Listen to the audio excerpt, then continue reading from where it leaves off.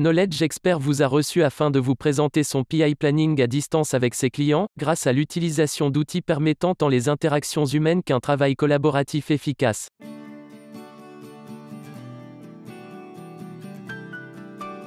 Voilà, donc qui est notre PI Planning tout à fait normal.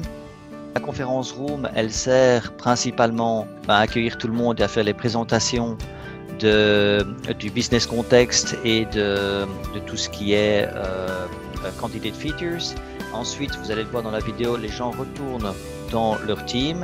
On fait le Scrum of Scrum ici en RTE et on a souvent une personne qui se met ici en technical support pour tiens, ça marche pas ça, comment est-ce que j'invite, parce que tout le monde n'est pas au même niveau dans les tools, donc on a on préconise d'avoir un technical support qui est ici et donc on peut interagir. Le gros avantage de ce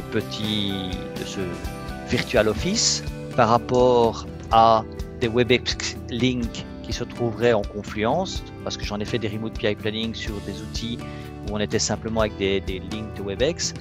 Le désavantage, c'est qu'une fois qu'on est dans la conférence WebEx, on ne sait pas où sont les autres, on ne sait pas où est l'architecte, on ne sait pas s'il est libre ou pas. Donc ici, l'avantage, vous allez le voir, c'est qu'on voit où se trouvent les gens comme dans un PI Planning physique. On voit les gens qui sont en pause, on voit les gens qui sont available, on voit où est l'architecte, on voit où est le product manager. Et donc ici, je peux très bien demander à quelqu'un de venir dans ma pièce. Donc je vais cliquer right-click sur Laura et je demande que Laura vienne, je fais get Laura. Elle reçoit un message, moi je vois que j'ai demandé à Laura de venir en team 1. De son côté, Laura, dans Sococo, voit que quelqu'un a demandé de venir en team 1 et alors elle me rejoint. Quand elle me rejoint, on est automatiquement connecté.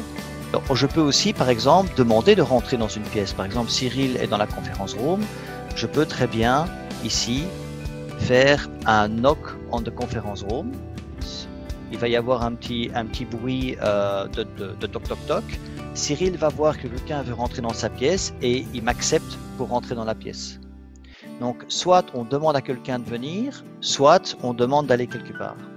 Il y a moyen aussi de fermer une pièce. Non, attendez. Je peux close the door. La porte ici va se fermer. Donc, les gens vont normalement comprendre. Donc, ça c'est un petit peu comme dans la vie normale. Enfin, dans la vie normale, dans la vie physique. Ah, je vois qu'il y a Laura qui veut rentrer. Voilà, hello in.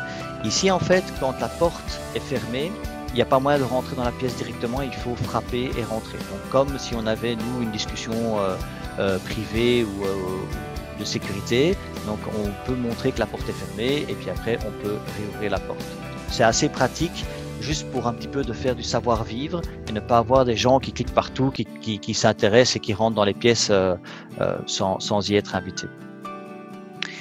Alors, on peut partager évidemment un écran. Je ne vais pas le faire parce que je suis en train déjà de partager un écran, mais donc voilà, donc on peut changer le nom des rooms, on peut faire un set as home room. Si les gens sont affectés à une équipe, en fait, quand ils sont affectés dans l'équipe, ils mettent leur set as home room, par exemple si je suis en team 2 à team 2, et à ce moment-là, ça c'est intéressant, je vais le mettre ici quand même. Alors ici, Reslen en fait, elle était invitée en extérieur, donc elle ne fait pas partie de Knowledge Expert, et donc elle a reçu une invitation. Donc en fait, Reslen ici, elle est supplier externe, donc fournisseur externe, parce qu'elle a un petit icône qui ne ressemble pas au Knowledge Expert employee. Et donc, Reslen ne pourra pas se balader si elle essaie de cliquer sur une autre room, ça ne va pas fonctionner. Il faut que moi j'aille en team 1 et que je lui demande de venir, ce que je vais faire maintenant. Et je demande, voilà, Reslen, get Reslen. Il n'y a que comme ça que les invités extérieurs peuvent se déplacer dans votre PI Planning. Donc s'il y a des choses confidentielles, il n'est pas question qu'un supplier aille en team 3 discuter d'une autre option avec un autre supplier. Donc c'est assez bien sécurisé. Alors, merci Reslen. Ceci dit, je peux aussi lancer un chat, par exemple. Voilà, je vais faire un open chat avec Laura. Je vais faire coucou Laura. Oups, je tape un petit peu vite. Voilà, Voilà, donc on peut faire des chats privés ou on peut faire des chats avec une room. Donc c'est assez aussi un outil tout à fait normal de partage d'informations.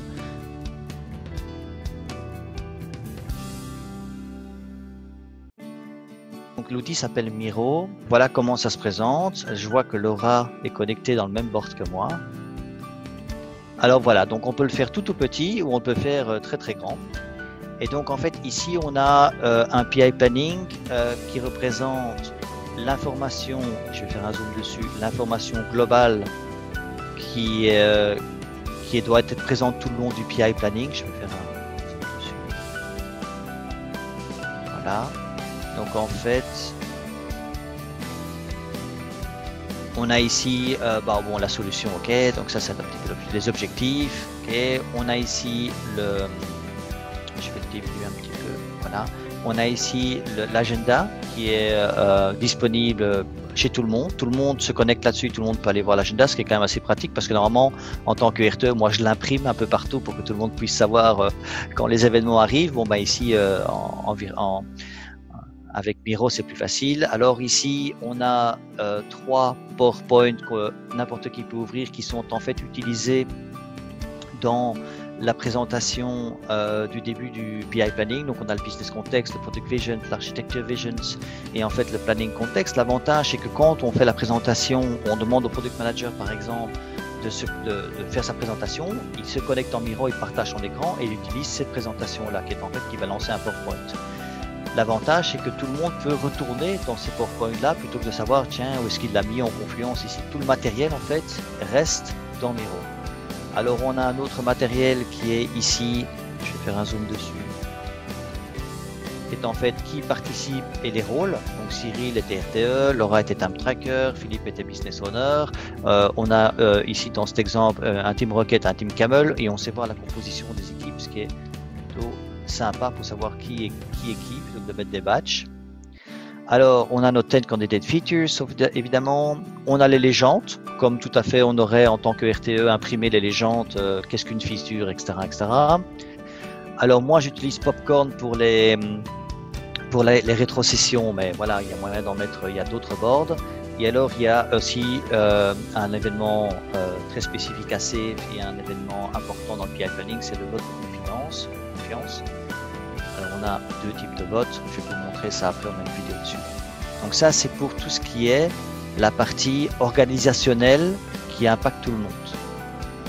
Après, ici on va rentrer dans un team board. Donc l'équipe aura préparé ses candidate features avec le WSGF, donc Weighted Short Job First, donc les plus importantes et les plus faciles à faire au-dessus du backlog, les moins importantes, moins faciles à faire en dessous du backlog. On va les prendre une par une.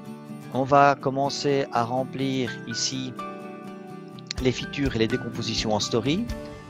On va pouvoir avoir, alors il y a 2 méthodes, soit on fait un poker planning, ce qui est possible, on va vous le montrer, soit on fait avec des références story pour assigner des story points. Ça après. Et ensuite, comme tout à fait un PI normal, comme vous feriez avec vos post-it, eh bien, on va commencer à remplir la capacité et les loads. Tac, tac. Alors, nous, on a amélioré le ROM qui se trouve ici toujours en dessous, mais on l'a amélioré avec la probabilité et l'impact. Et alors, quand la probabilité n'est plus une probabilité, mais c'est une certitude, ça devient une issue. C'est un classique de project management. Donc du coup, nous, on préfère faire utiliser ça que le ROM normal, bien qu'on peut leur donner des tags en ROM pour savoir qui va adresser la...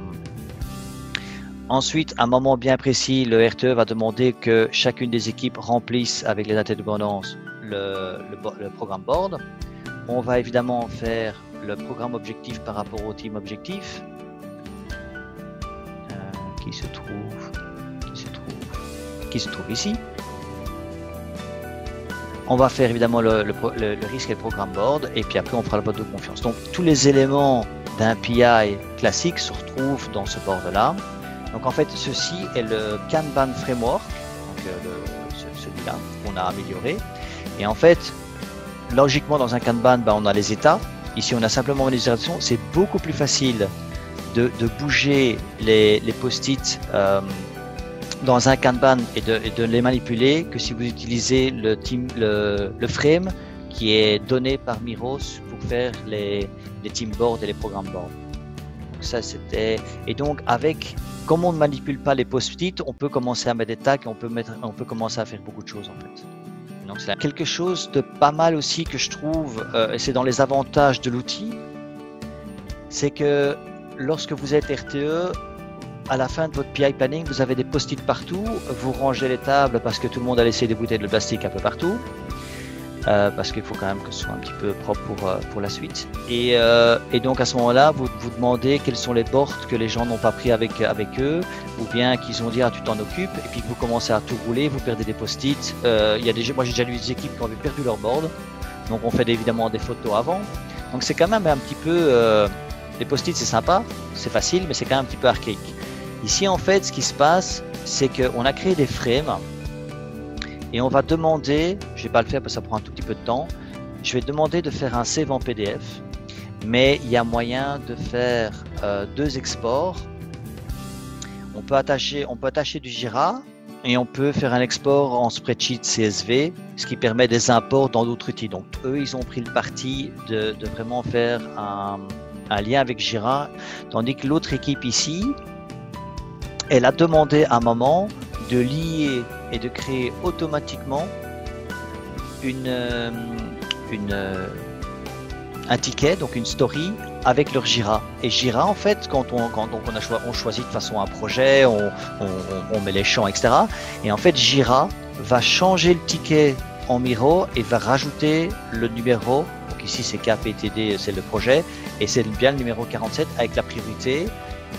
Il se trouve dans le backlog, je sais plus. Et alors on a la sign-in. Ce backlog, c'était quoi encore C'est le statut du ticket. Il peut être backlog, in progress, done. Ok, donc le statut du ticket. Et alors, en fait, on voit qui a été signé. Donc on voit que c'est Cyril qui a fait l'export ici. Donc c'était parce que c'est Cyril qui est Scrum Master. Donc c'est lui qui a fait l'export de tous les tickets. Alors après, il a été apparemment assigné Laura sur 2 tickets. Donc après, une fois qu'on change, et donc c'est bien, c'est lié, c'est un peu comme Confluence quand on lit Jira. Ça c'est quand même très pratique. C'est un gain de temps énorme par rapport au Scrum Master devoir relire déjà les post-it qui ont été écrits très rapidement avec le gros marqueur noir. Là, j'espère qu'il y a des gens qui sourient dans le webinaire. Donc relire les post-it, c'est pas toujours évident.